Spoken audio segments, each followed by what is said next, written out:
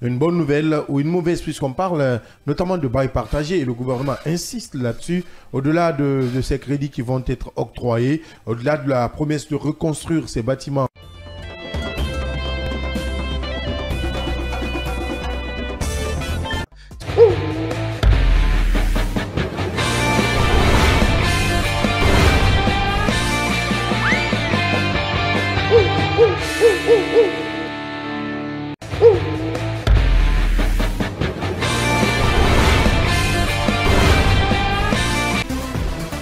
Bonjour, bienvenue dans ce rendez-vous matinal du sport. Vous le savez, du lundi au vendredi, le sport prend le pouvoir à partir de 8h00 jusqu'à 8h40. On va surfer l'actualité sportive. On va commencer par, bien sûr, le Ballon d'Or. C'est une page historique qui s'écrit pour le football guinéen. Pour la première fois de l'histoire, un joueur originaire de la Guinée figure parmi les prestigieux nommés au Ballon d'Or. C'est Guirassy.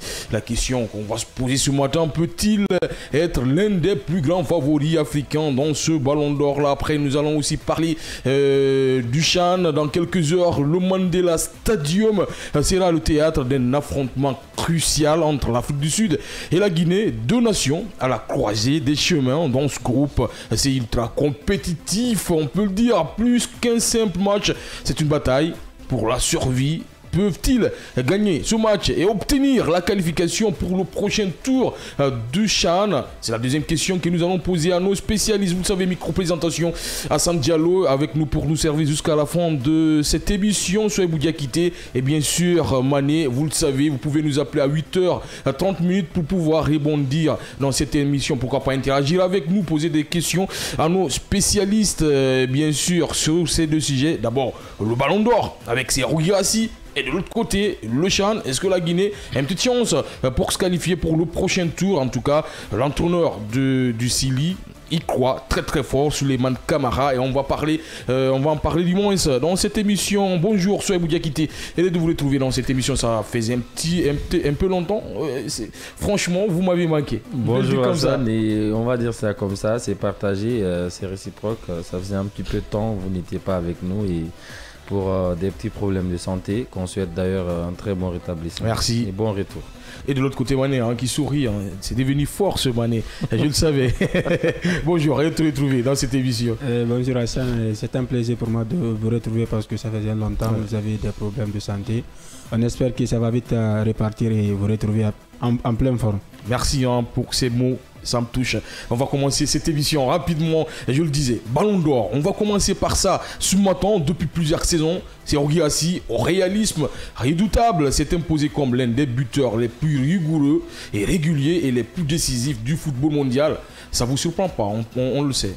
Clairement, on a envie de dire c'est l'injustice de la saison dernière qui a été réparée cette saison parce que même la saison dernière, il aurait mérité de figurer parmi les 30 nominés. Cette saison, avec tout ce qu'il a fait, surtout en Champions League, parce que je pense que ça a été aussi un frein. La saison dernière, on a peut-être pensé le fait de ne pas participer à la Ligue des Champions a aussi joué sur, dans les critères ou dans la tête de ceux qui procèdent à ces nominations. Cette saison, il est récompensé et j'espère qu'il va continuer parce que la saison prochaine, il sera encore là en Ligue des Champions. Et l'objectif de cette saison, c'est de bien terminer, figurer peut-être parmi les 10 premiers ou les 5 premiers, je ne sais pas. Mais après, il va essayer de s'améliorer. C'est un compétiteur, c'est un très grand joueur. Il a des ambitions personnelles et lui-même, il a dit que ça prouve à suffisance que c'est son travail maintenant qui est reconnu, qui a été récompensé. L'interview de Serhou Guirassy sur Sky Sport dit beaucoup parce qu'il sentait qu'il allait être dans cette liste, Serhou Guirassy. Mais bien sûr, si vous réalisez une saison incroyable, terminer le meilleur buteur de la Ligue des Champions avec Rafinha, donc c'est quasiment mérité. Ça, vous venez de le rappeler, c'est l'injustice de l'année dernière parce que l'année dernière encore, il a réalisé une saison époustouflante. Le seul bémol l'année dernière parce qu'il ne jouait pas à la Ligue des Champions aussi, qui a jugé préjudice à sa non-sélection, à sa non-nomination parmi les 30 nominés. Donc cette saison, moi je le vois terminer même dans le le top 7 des Ballons d'Or, parce que le top 5, il y a forcément Vitinha qui a réalisé une saison incroyable, surtout son sacre avec le Portugal. Ouais. Je vois pas mal de journalistes le mettre dans le top 5, mais je pense qu'il va terminer dans le top 7. Ah oui, par contre, Serhou Guirassy, on va parler de Vitinha aussi, mais Serhou Guirassy nous intéresse plus dans cette émission parce qu'on doit consommer Guinéen et les Guinéens. Serhou Guirassy, on parle beaucoup des statistiques de la Ligue des Champions, mais de l'autre côté aussi, c'est monstrueux en championnat, deuxième meilleur buteur de la Bundesliga. Il a réussi à le faire 2 fois, et de l'autre côté, en la Coupe du Monde des clubs, encore comme meilleur buteur. C'est tout de même hallucinant. Ah, clairement, surtout, moi, ce qui m'a beaucoup plus retenu, c'est après la performance ou les performances en Champions League, c'est aussi essayer à rééditer la même performance en Coupe du Monde des clubs, malgré que le Borussia n'est pas allé, enfin, ils ont été quand même quart de finaliste, donc c'était déjà un objectif atteint, même si pour un club comme le Borussia, c'est aussi le dernier carré et la finale. Mais personnellement, Guirassy, il a réussi une saison fantastique, meilleur buteur de la Ligue des Champions avec moins de matchs, meilleur buteur également de la Coupe du Monde des clubs avec moins de matchs que l'autre Gonzalo Garcia. Ouais. Donc ça prouve à suffisance que c'est devenu désormais un buteur attitré, un buteur redoutable qui n'a pas besoin de 50 occasions pour transformer. Et j'ai envie de dire, c'est enfin une récompense qu'on aurait tous souhaité d'ailleurs la saison dernière, mais comme vous l'avez dit, terminer deuxième meilleur buteur de la Bundesliga, il l'avait fait la saison dernière avec beaucoup plus de buts d'ailleurs. Il était même deuxième meilleur buteur européen de la saison dernière. Malheureusement, il ne figurait pas parmi les 30 nominés. Cette saison, j'ai envie de dire, c'est que la Ligue des Champions et la Coupe du Monde des clubs qui l'ont le plus propulsé.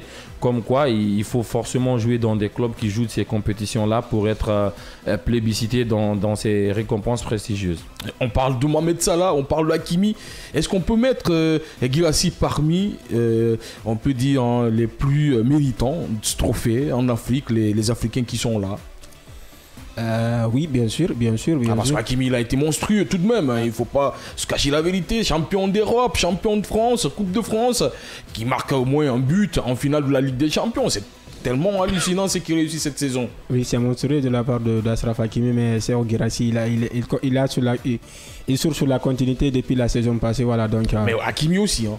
Il est sur une continuité énorme. Non, moi je mettrais Hakimi devant lui cette saison. Il a le plus accompli. D'ailleurs, il y a beaucoup de rumeurs à ce sujet parce que Hakimi, il se dit d'ailleurs méritant pour le Ballon d'Or. Il dit qu'il le mérite aussi de le gagner. Il y a d'ailleurs quelques petits conflits qui éclatent de ce côté du Paris Saint-Germain entre le clan Hakimi parce qu'il le mérite bien. Et celui de Dembélé, c'est vrai, mais voilà, Mohamed Salah, lui, je mettrais Guirassy devant lui parce que la saison de Serhou Guirassy a été beaucoup plus accomplie, même si, entre guillemets, il n'y a pas eu de trophée collectif. Mais Mohamed Salah, c'est quart de finale de Ligue des Champions, pas du tout performant dans ces phases-là. Certes, la Première Ligue, mais une fin de saison beaucoup plus frustrante parce qu'ils ont perdu quasiment toutes les opportunités de remporter d'autres titres que la Première Ligue. Et Guirassy, même s'ils n'ont pas remporté de titre comme je l'ai dit, mais il a été performant dans toutes les compétitions. Il a amené son équipe et c'était le porteur d'équipe, j'ai envie de dire. C'est vrai que Hakimi pourrait être dans le top 5 comme il l'a dit, mais Guirassy ne serait pas trop loin également.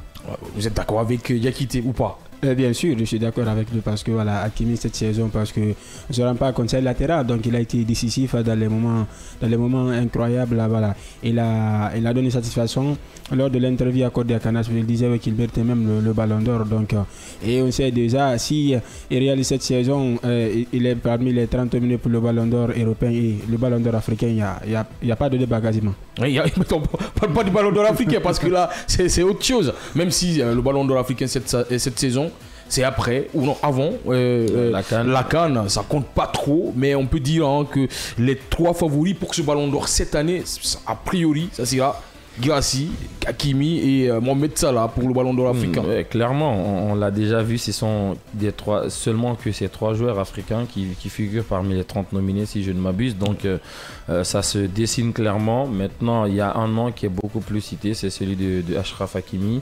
Même le fait seulement d'organiser la CAN au Maroc pourrait être un des facteurs qui puisse le favoriser, mais nous on est obligé de nous appuyer sur notre compatriote parce qu'il a fait une saison monstrueuse également. Après la saison dernière, on s'attendait à avoir une deuxième saison beaucoup plus compliquée, surtout avec un changement de club. Lui, il a réussi à maintenir le même niveau, même en équipe nationale où il ne parvenait pas à être très performant. On l'a vu, il a failli faire qualifier à lui tout seul le Chili à la CAN. Donc, avec une triplée magnifique. Exactement, il s'est montré à la hauteur de toutes les attentes. Donc pour moi, je ne dirais pas qu'il mérite plus que Achraf Hakimi, mais il faudrait forcément une véritable récompense. Au moins qu'on dise, comme le fait la FIFA désormais, on récompense les meilleurs buteurs également de la saison. Normalement, il peut y prétendre avec Victor Osimhen, même si ce dernier a marqué certes en championnat turc, mais lui il a pratiquement scoré dans toutes les compétitions. Et j'ai envie de dire, si on fait un calcul toutes compétitions confondues, Guirassy pourrait passer devant. Ça va être compliqué pour passer devant Achraf Hakimi cette saison, mais Guirassy, ça reste un attaquant. Il a encore beaucoup d'opportunités, beaucoup d'années devant lui. Il faut tout de même garder les pieds sur terre. Oui, il peut réitérer les mêmes performances et prétendre, pourquoi pas, cette saison qui démarre là, être le Ballon d'Or prochain. Justement, on va rester avec vous avant d'aller vers Mané. Est-ce qu'il reste à Dortmund pour vous cette année? Oui, c'est parti pour. Je pense que c'est parti pour, parce que déjà le Borussia n'a pas songé à avoir un véritable attaquant remplaçant. Il n'y a pas beaucoup de bousculades aussi. Oui, il n'y a pas beaucoup d'offres. Il n'y a pas de bruit parce qu'il a envie lui-même de continuer dans ce club. Ils sont en Ligue des Champions. Je le disais que c'était la condition idéale pour peut-être quitter si le Borussia ne se qualifiait pas en Champions League. Mais il a réussi lui-même à envoyer le club en Ligue des Champions en fin de saison. Et pour moi, il est parti pour rester. Il a commencé fort cette saison. Il a marqué lors de son premier match avec Dortmund cette saison, même si c'est en amical. On peut dire qu'il entame très bien cette saison. Oui, il entame très bien cette saison parce qu'avec les nouveaux recrues encore, le petit frère de Jude Bellingham qui est venu. Donc, je vois sur Guirassy a encore terminé parce que voilà, le championnat allemand, c'est le championnat qui... c'est le championnat dans Attention, il y a El Principe de l'autre côté. Je parle d'Harry Kane qui est monstrueux avec le Bayern Munich. Être meilleur butant devant Harry Kane avec ce Bayern Munich là, c'est un peu compliqué, surtout quand on joue dans un club qu'on appelle Dortmund. Voilà, il y a les individualités et tout, mais après c'est compliqué. Oui, c'est compliqué, mais c'est pas impossible parce qu'on a vu la saison passée, voilà, il a quand même concurrencé avec le même Harry Kane. C'est vrai, c'est pas la même formation, mais je pense que le championnat allemand, c'est le championnat dans lequel il s'est moins adapté parce que voilà, je pense c'est possible qu'il réalise les mêmes exploits, même si ça va être compliqué devant le buteur bavarois. D'ailleurs, la défaite d'hier face à la Juventus Turin, je vois le Borussia Dortmund beaucoup plus ambitieux cette saison.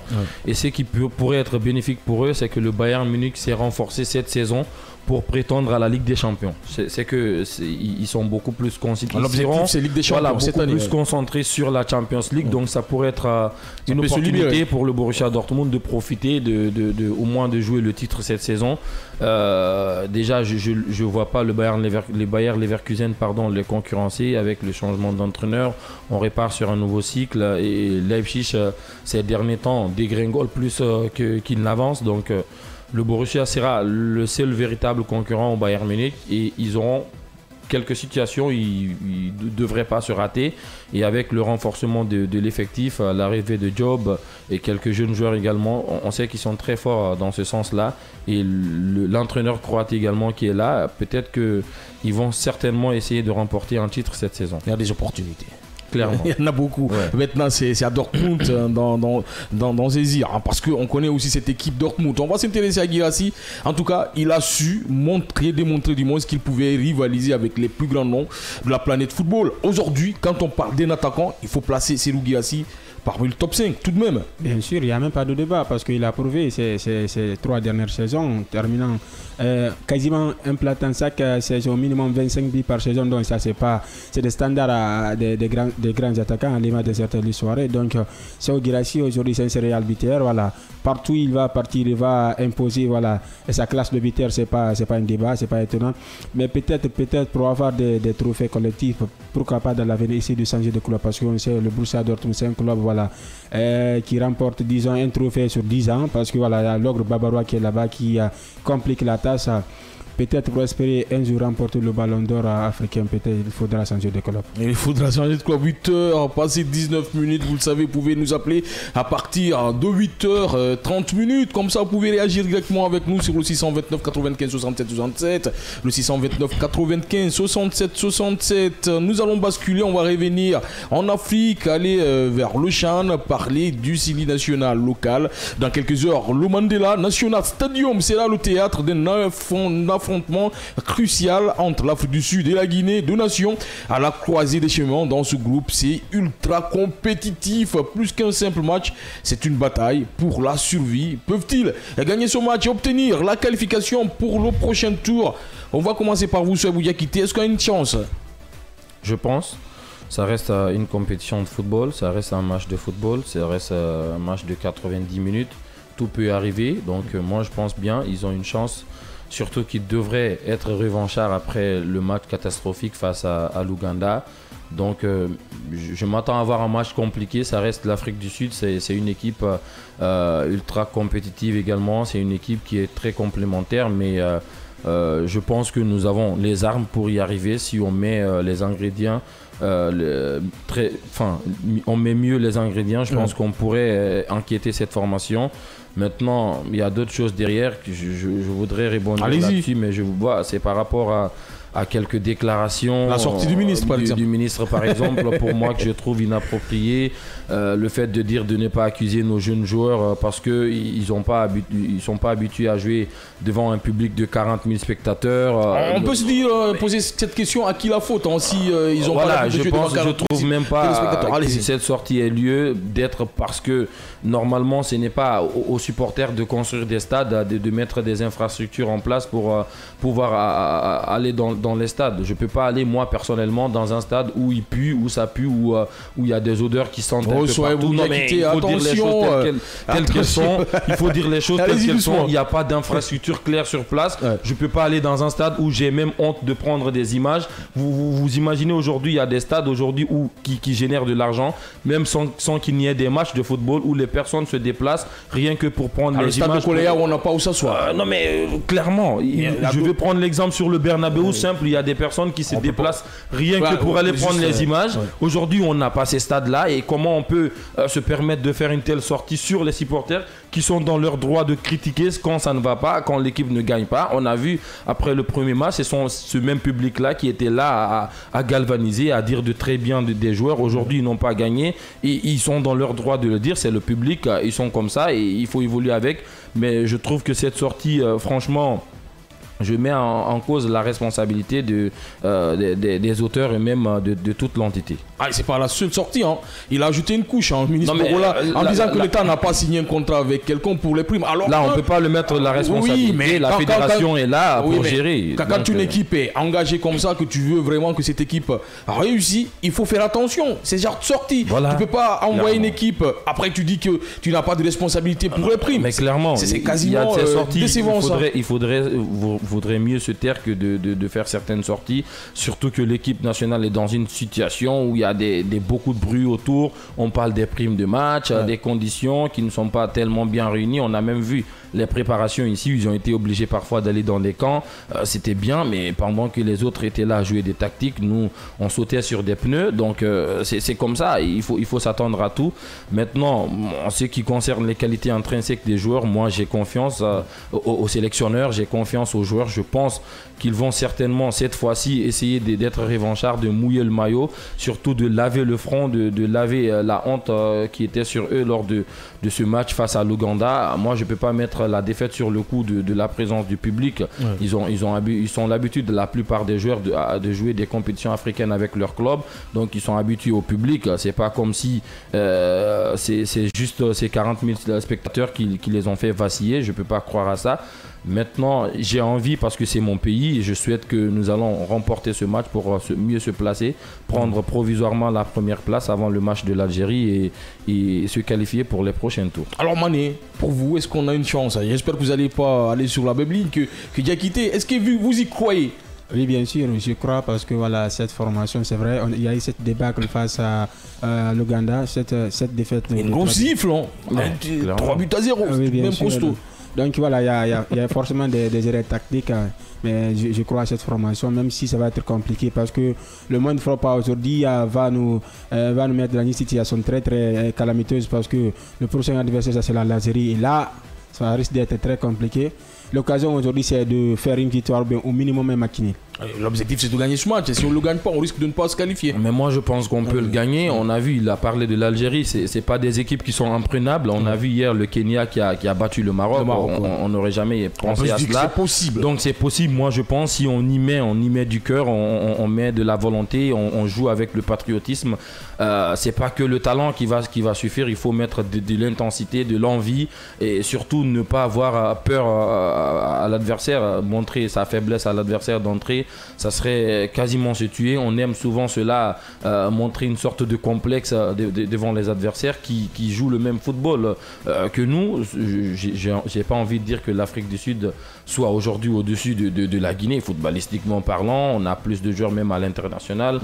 On parle plus de la Guinée que l'Afrique du Sud. Donc même si le CHAN, ça reste un football local où les joueurs sont plus ou moins habitués. Et sur ce fait d'ailleurs, je voulais même ajouter une petite couche, parce qu'il y a des sélections aujourd'hui qui se sont permis de sélectionner pratiquement que des joueurs de 2-3 clubs, parce qu'ils ont beaucoup plus de complémentarité, ils sont habitués à jouer ensemble. Aujourd'hui, nous, on a voulu satisfaire à tout le monde, on a sélectionné un peu partout dans tous les clubs du pays. Aujourd'hui, les joueurs ne sont pas tellement habitués à évoluer ensemble, donc il y a ce problème de complémentarité également qui se pose. Quand je prends l'équipe de la Tanzanie aujourd'hui, ils ont aligné lors du dernier match 8 joueurs des 11 entrants jouaient du côté de Simba. C'est des joueurs qui sont habitués à évoluer ensemble, donc ce sont des facteurs aussi qu'il faudrait prendre en compte. Le Syria a perdu contre cette équipe de la Tanzanie. Voilà, donc ce sont des choses qu'il faudrait prendre en compte aussi. Et on connaît l'Afrique du Sud, c'est un pays où les joueurs n'aiment pas tellement s'expatrier, où il y a des très grands clubs aujourd'hui. Mamelodi Sundowns, on n'en parle pas, donc les joueurs sont habitués à évoluer ensemble. Donc on s'attend à avoir un match très compliqué pour le Syrie. Justement, ce match il va être compliqué pour l'Afrique du Sud, qui a débuté par un match nul, un but partout contre l'Algérie. L'air est au redressement. Ils viennent pour gagner ce match. L'entraîneur, je vais le citer, Molefi Ntseki, a affirmé ce match est une seconde opportunité pour nous, pour dire qu'il faut s'attendre à une équipe qui viendra pour tout faire gagner ce match. Bien sûr, parce que vous savez, l'Afrique du Sud, c'est une équipe qui a une équipe complémentaire, une équipe qui a très de joueurs qui sont complémentaires. On a vu même de la précédente CAN, cette formation, même si c'est pas les mêmes joueurs, mais on a vu cette formation est capable de faire très mal, surtout dans les comptes adversaires, les coups de pied arrêtés. Mais je pense que la Guinée, nous sommes dans une position favorable. Si on met de l'intensité, on met de l'envie, comme a dit sur on met du patriotisme, parce que voilà, ça aussi ça fait partie de la grinta du football. Un peu de patriotisme, allez-y.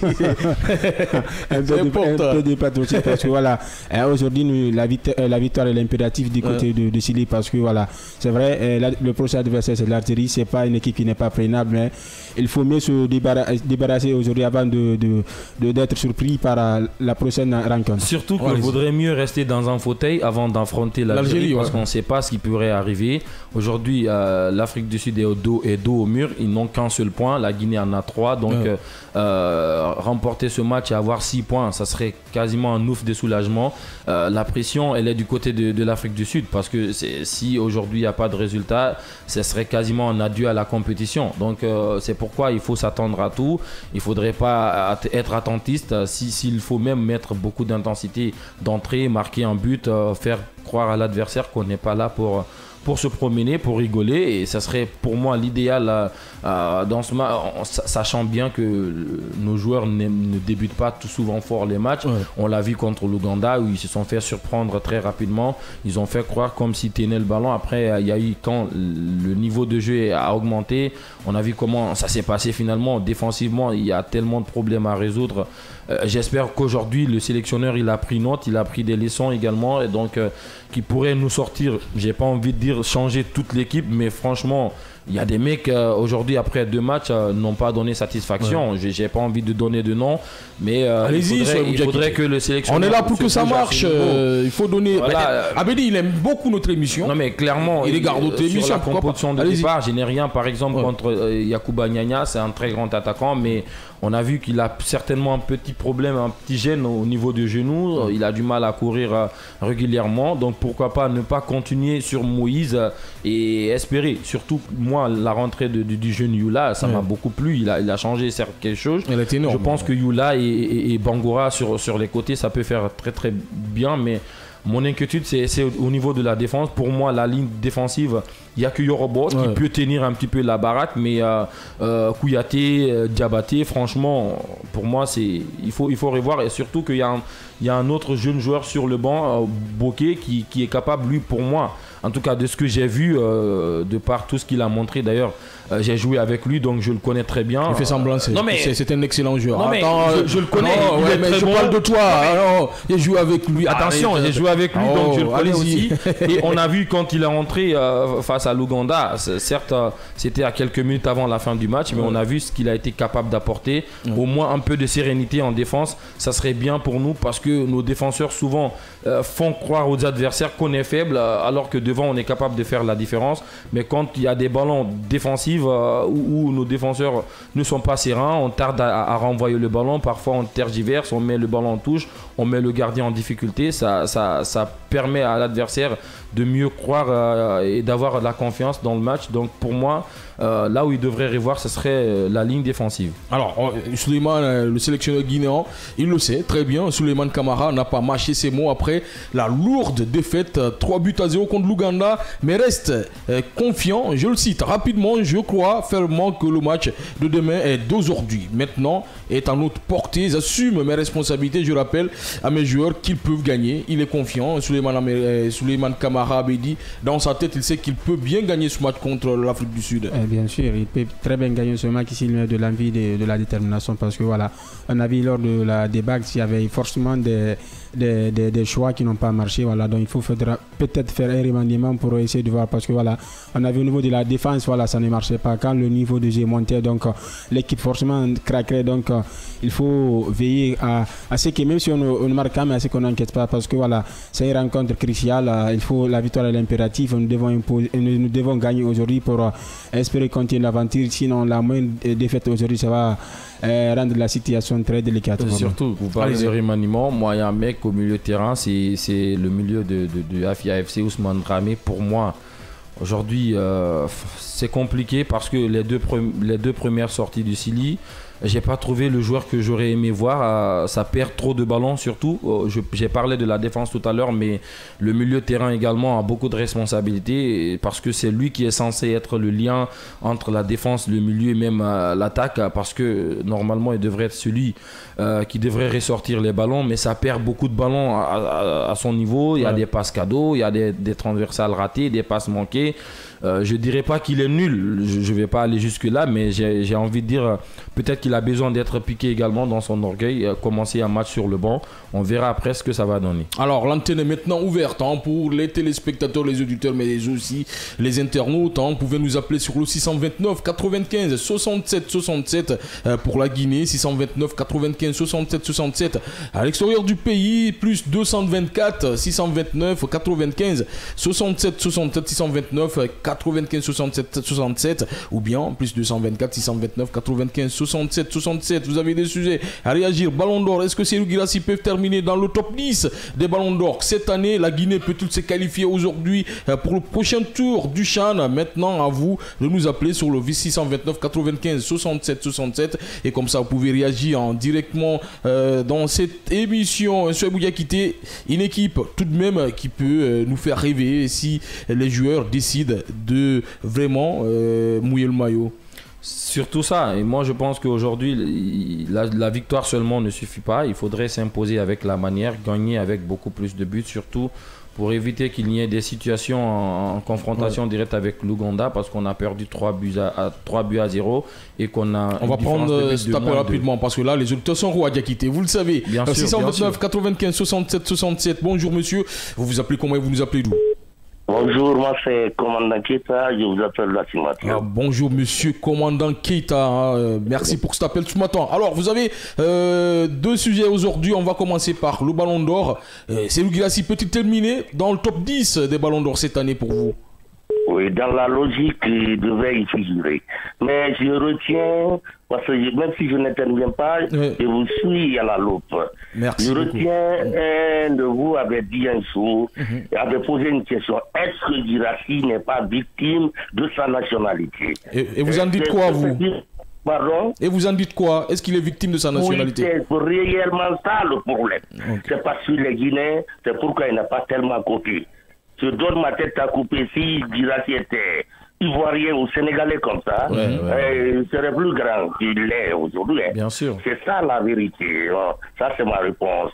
Il devait y figurer, mais il est victime de sa nationalité. Aujourd'hui, la Guinée est minimisée sur tous les plans. Et c'est nous qui donnons l'occasion. Regardez, on ne va pas revenir sur les détails parce que le temps est très court pour nous, les auditeurs. Maintenant, de l'autre côté, on ne peut pas évoluer tant qu'on... C'est-à-dire, nous mettons la charrue avant les bœufs. Il faut la prolifération des centres et écoles de football pour que nous visions devant.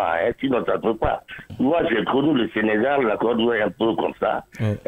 J'ai même joué là-bas. Le championnat, c'est pas n'importe quoi que je dis. Il y a plus d'une trentaine d'écoles de centre football au Sénégal. Donc, nous voulons mettre la charrue. Ça ne pourra pas. C'est déjà, c'est-à-dire, nous vivons un passage à vide par rapport à notre football actuellement. Alors, mon commandant, vous donnez quelle chance à la Guinée aujourd'hui? Est-ce qu'on peut gagner ce match contre l'Afrique du Sud? L'autre fois, je vous ai dit que je n'ai pas pronostiqué, surtout sur le sport. Je n'ai aucun espoir, pour vous dire la vérité. Je me demande comment ils ont pu prendre 3-0 contre l'Ouganda. L'Ouganda, ils venaient d'être battus 3-0 par l'Algérie. Je donne ma tête à couper, je n'ai aucun espoir. Merci, bonne journée. Merci beaucoup pour cet appel, mon commandant. Continue à nous appeler sur le 629 95 67 67 629 95 67 67. Seydou Guirassy peut-il terminer parmi le top 10 des meilleurs joueurs dans le monde du Ballon d'Or? Et de l'autre côté, est-ce que la Guinée a une chance contre l'Afrique du Sud? Est-ce qu'on peut se qualifier pour le prochain tour? Vos pronostics sur le 629 95 67 67. On était avec vous, allez-y rapidement. Oui, j'étais là, je parlais un petit peu de la situation parce qu'il faudrait éviter d'être en confrontation directe avec l'Ouganda. On a une différence de but de -2 et même si on s'impose aujourd'hui, on aura 6 points et l'Ouganda a la possibilité de gagner face à l'Algérie ou de gagner le dernier match, sachant que la dernière journée, la Guinée n'aura pas à jouer. Donc il faudrait forcément faire un résultat aujourd'hui et espérer faire un résultat face à l'Algérie. On va prendre cet auditeur sur le 629 95 67 67. Bonjour monsieur, vous vous appelez comment et vous nous appelez d'où? J'appelle de Matoto, je m'appelle Tidiane. Bonjour monsieur, merci pour cet appel ce matin, allez-y, rapidement. J'appuie 1000% mon prédécesseur, mon commandant. Sincèrement, disons-nous la vérité. Et les autres pays là, il faut voir les infrastructures. Sincèrement. Vous savez, aujourd'hui... Essayez de diminuer le volume de votre poste récepteur juste à côté, sinon ça va être compliqué de vous entendre dans le studio. Non, j'ai coupé. Ok, allez-y maintenant. Sincèrement, le sport, je disais que aujourd'hui c'est devenu de la science. Et c'est à la base. Nous avons vécu. Vous comprenez, avant il y avait même les compétitions interscolaires. Vous comprenez?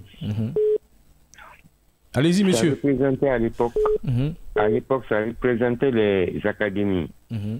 Bien qu'il n'y avait pas les infrastructures académiques, mais les compétitions là permettaient à la Guinée de sélectionner des bons joueurs. Et puis ça, c'est dans toutes les disciplines.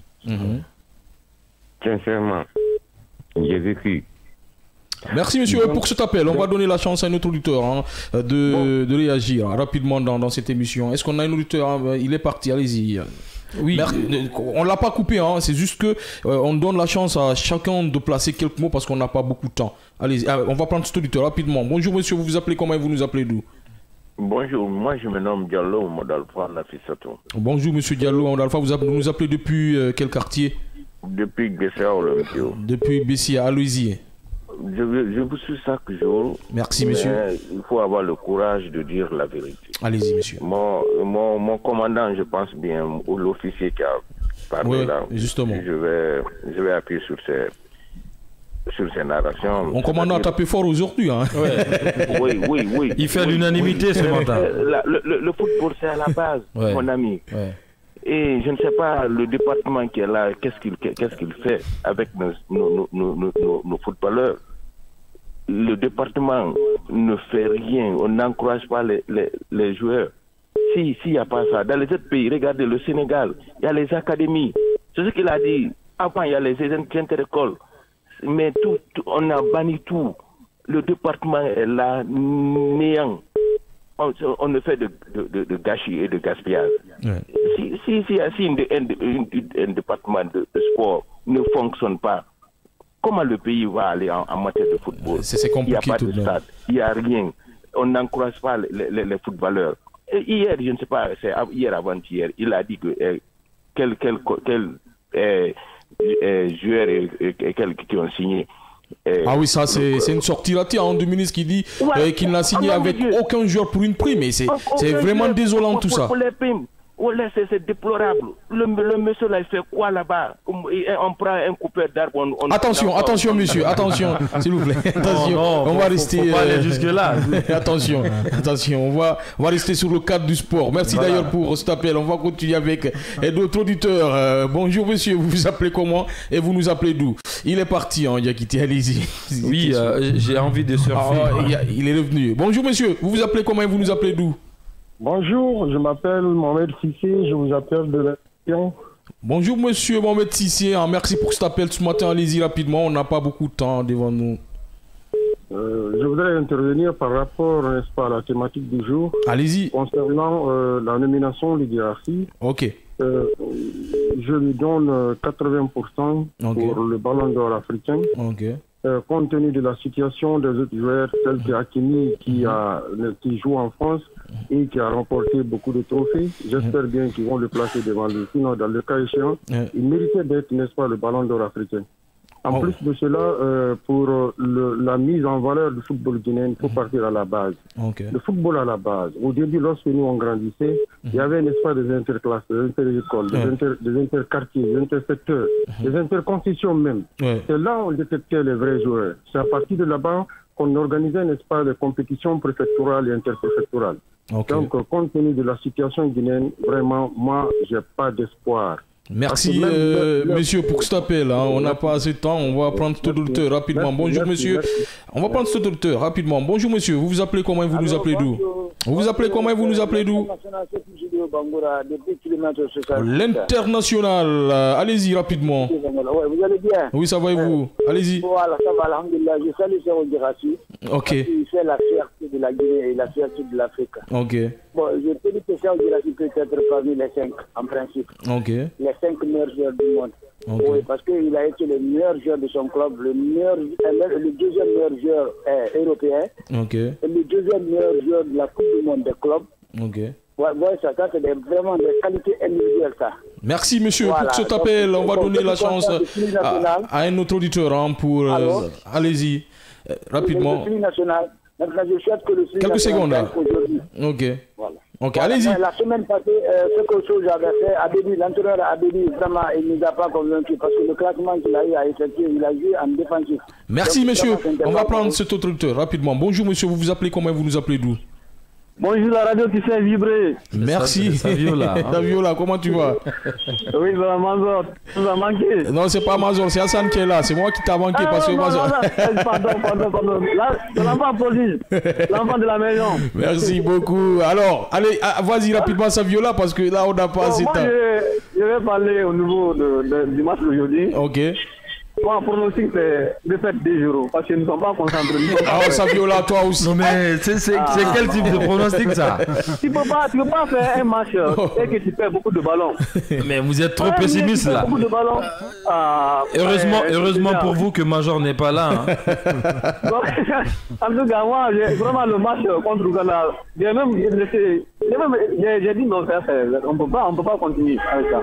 Merci Saviola, merci à ces auditeurs qui nous ont appelés les téléspectateurs, mais aussi les internautes. Mais on est désolé, on va s'arrêter là, hein, parce que quand on parle de la Guinée, de Serhou Guirassy, le téléphone explose, hein, on peut le dire comme ça. Merci Souhaibou Diakité d'avoir été avec nous ce matin. Merci, le plaisir était pour moi d'être là avec vous. Merci Mané d'avoir été ce matin. On vous retrouve à partir de 16h00 dans l'émission Tour d'Europe, je crois. C'est ça. Voilà. Merci. Merci aussi à nos auditeurs, nos téléspectateurs, mais aussi nos internautes qui nous ont suivis via la télé, et bien sûr Facebook, mais aussi à la radio 89.5. Je donne un carton vert à l'ensemble de la technique de la régie, mais aussi à la rédaction sportive qui m'a aidé à préparer cette émission. Comme je l'ai dit, on se retrouve à partir de 16h00 dans l'émission Tour d'Europe avec bien sûr Madiba, on peut l'appeler comme ça, ou bien Jean et toute son équipe.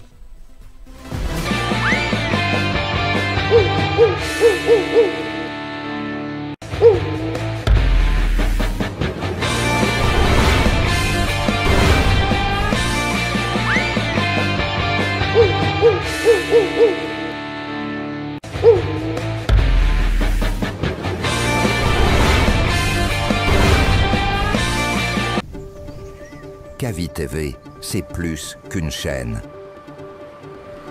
C'est la voix de ceux qui construisent, innovent et transforment leur quotidien. Reportages, magazines, débats, documentaires. Chaque contenu est pensé pour informer, éduquer et éveiller les consciences. Agriculture, éducation, santé, environnement, entrepreneuriat.